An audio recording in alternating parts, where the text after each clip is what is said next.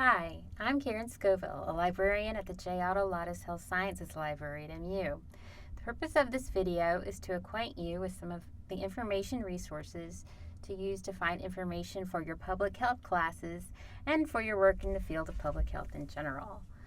I've created this guide, as you can see, of public health resources which you can use. libraryguides.missouri.edu/publichealth.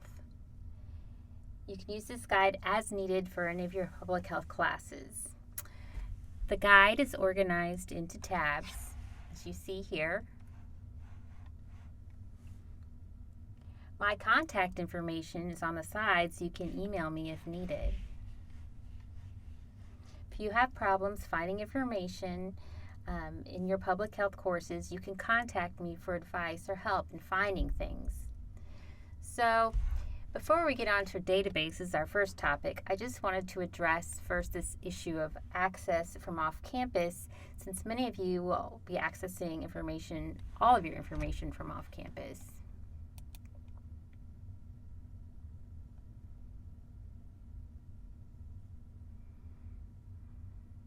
And here it is connecting.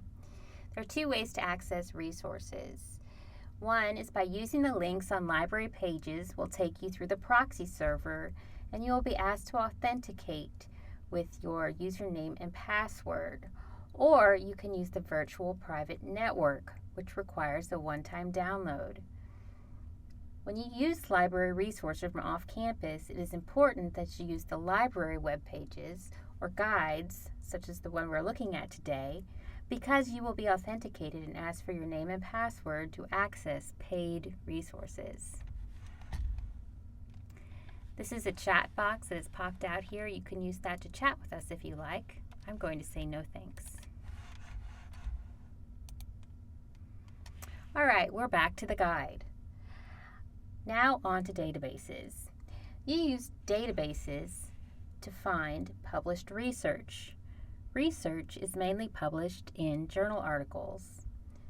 Public health is a multidisciplinary field, so a number of different databases can be used to find information. I've listed a number of databases which cover different areas. PubMed is the major biomedical database. Scopus is multidisciplinary. Scopus is down here. PsycInfo is psychology. The database which you might use most for public health is PubMed. It is free and will be available to you wherever you end up working. Note that using the PubMed database is free, but not all the articles indexed in PubMed are free. Many of the public health journals are indexed in PubMed. PubMed, I'm going to click on it now. PubMed is special because humans index each article in PubMed and assign special vocabulary terms and publication types. Because of the special indexing, you can do some special searching and limiting, which isn't really possible in Google. So let's do some searching in PubMed to see what I mean. So my search is going to be smoking and health promotion and campaigns. Enter. All right. So I have 573 results here, which is kind of a lot to go through. And I wanted to just show you some of the things that you can do in PubMed. There are limits here on the side, also called filters, which you can use. I wanted you to be alert to this free full text because we're kind of all alert to anything that says free, but I encourage you not to use this filter because as an MU student, you have access to some paid resources as well, and when you limit to free full text, you don't see all the good resources that you have access to. So try not to just limit to free full text or even full text. Okay. There are other limits as well. One of the limits I wanted you to be aware of is this article types limit. And one special type of article that I wanted you to know about are systematic reviews. So I'm going to click on Customize. And you can see all the different article types here. And I'm going to go down to Systematic Reviews. Here, click on it, and then click Show. And you can see that Systematic Reviews shows up here under Article Types. If I click on Systematic Reviews, it shows me 25 systematic reviews regarding smoking and health promotion and campaigns. Okay? Systematic reviews synthesize the best studies and provide the best evidence for your topic. If you can find one of these for your topic, then it really helps you pull together the information and present the best evidence. So, we have a list of articles here. How do you find the actual article? Alright, well first I have to click on one. You'll see that some of these say free. Free PMC. That's great. These articles are going to be immediately free to you when you click on them. So if I do that, I look in this right corner here and I see free full text and read free full text on BMC. Great. I can just click on one of these. And usually look for a PDF when you're searching for articles. So I could click on the PDF, save it, and then I have the article. Super easy there. What happens though if your article is not free? I'm going to go down here to this article that says Risk Factors of Chronic Obstructive Pulmonary Disease. All right, is this article available? Click on it. Look in the right-hand side. It says, doesn't say anything about free, but I do have this Find It at MU button, and that is what I want you to think about whenever you're searching in any of the databases, any of the library databases. Look for the Find It at MU button because it will lead you to the full text that the library has. Okay, let's give it a try.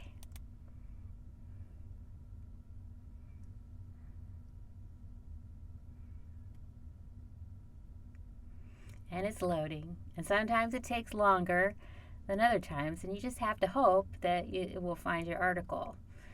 This time, this database called Clinical Key is pulling up. It says it's unable to authenticate my session. Maybe it says reload this page. I'll try again.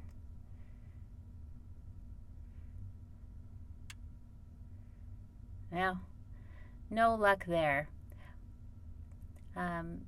Let's see, maybe if I click here, it will work. Haha, it worked. Sometimes if you click around, you will get to your article. Sometimes you won't. And if you cannot get access to your article, there's an option to order the article via interlibrary loan. There's a link to get the article. So I encourage you to use that if you cannot access the article online yourself and you really need that article. Okay, let's go back. Okay, I think I'm going to go back to the guide this way. Public health.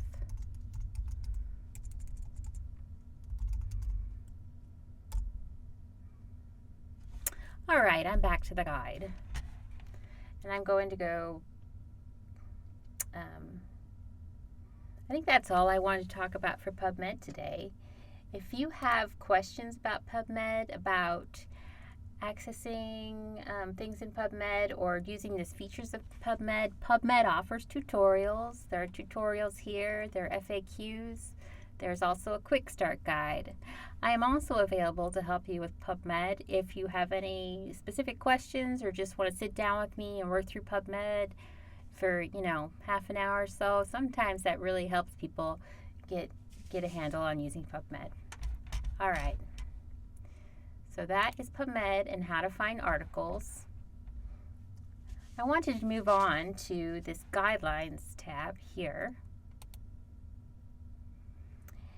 And I wanted to talk to you about this resource here, which is called County Health Rankings and Roadmaps, What Works for Health.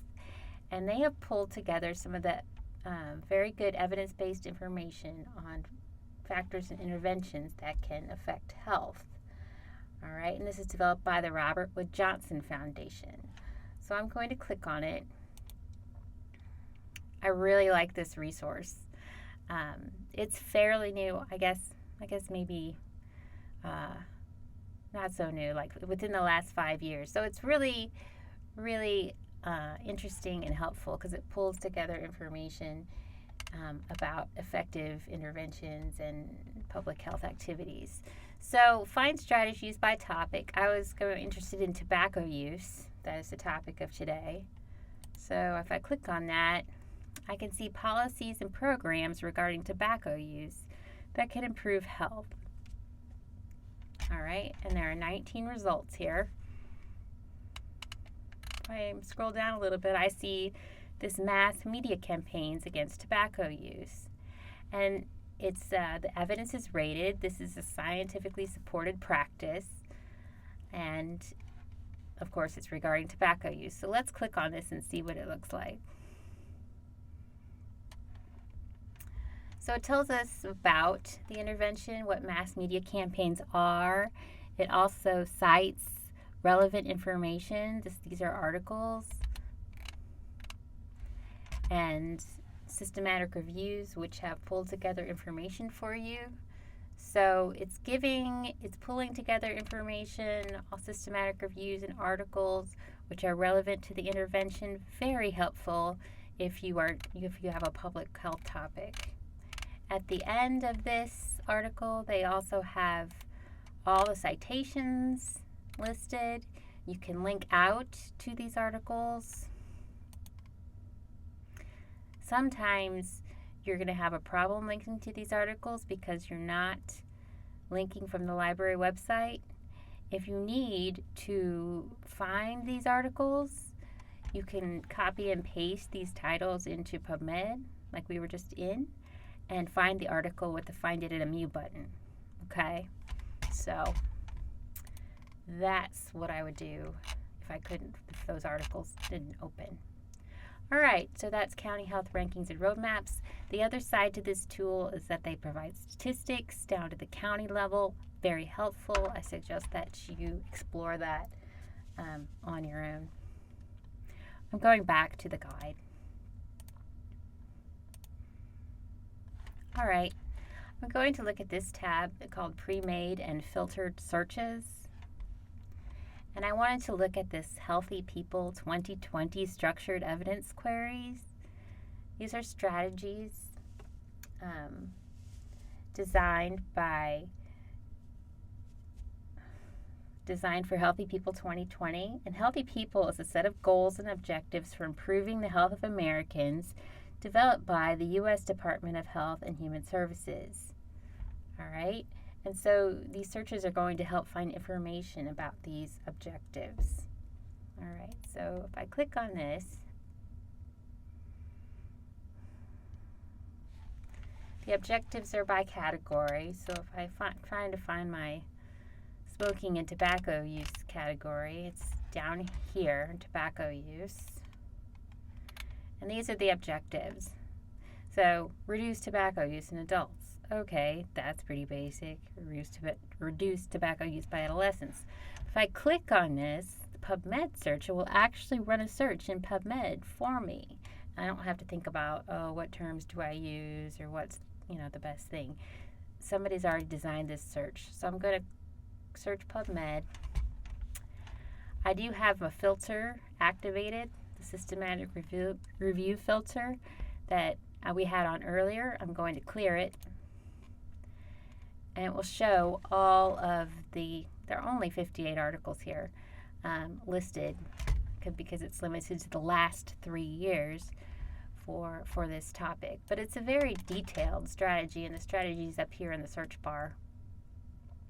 But it shows you some of the terms used for searching for this topic. It puts them together in a very organized way.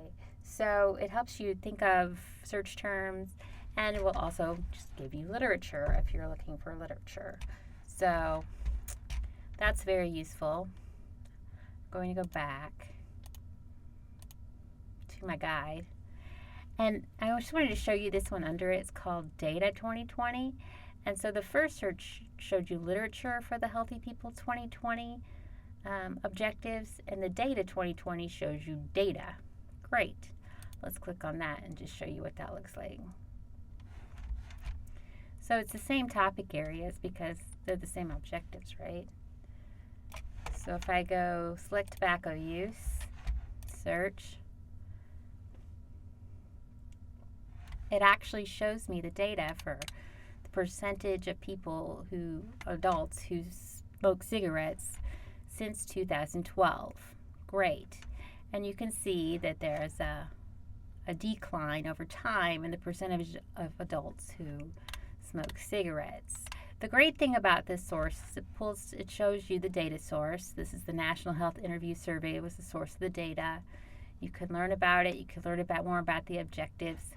And it has a nice little chart too, which shows you how adult cigarette smoking has decreased over time, and also the Healthy People 2020 goal that they're going for, which is 12% by 2020. And they better hurry up because 2020 is just around the corner now. All right, so that's Data 2020, and very interesting. I just wanted to show you a little more data. And the data sources are under facts and figures. And one source is Health United States, and it is developed by the Center for Disease Control and Prevention, otherwise known as the CDC, and the National Center for Health Statistics. All right, and Health United States pulls together data on health statistics annually. Okay, so there's one for every year. They also have a data finder, which makes it easy to find data. Let's see. So I was looking for tobacco use and smoking. Here's cigarette smoking. And it also allows you to assign a specific population group. You can see all the different population groups. How about we can select poverty status and search. So we're looking for cigarette smoking with a subgroup of poverty status.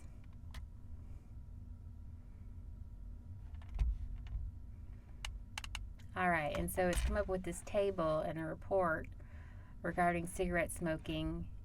And over here in population subgroups, it shows us that poverty status is one of the population groups included. There's PDF or Excel download. I'll click on the PDF just to show you what it looks like. So it's broken into male and female groups. Over time, you can see cigarette smoking, the percentage of cigarette smoking. And the information about poverty status should be down here somewhere. Yes. Here's the poverty level status, and you can see that the poverty level is really highly correlated with smoking percentage. That it's very, very high in low income populations. All right. So those are the major resources I wanted to show you today. There are many resources that we didn't get to look at, but I just wanted to show you a few and give you just a little brief introduction to the resources that are available to you in public health. Please let me know if you have any questions or have problems finding information in your public health program. Please feel free to contact me by setting up an appointment via MU Connect or send me an email. Again, my name is Caryn Scoville. Thank you very much, and welcome to MU Public Health.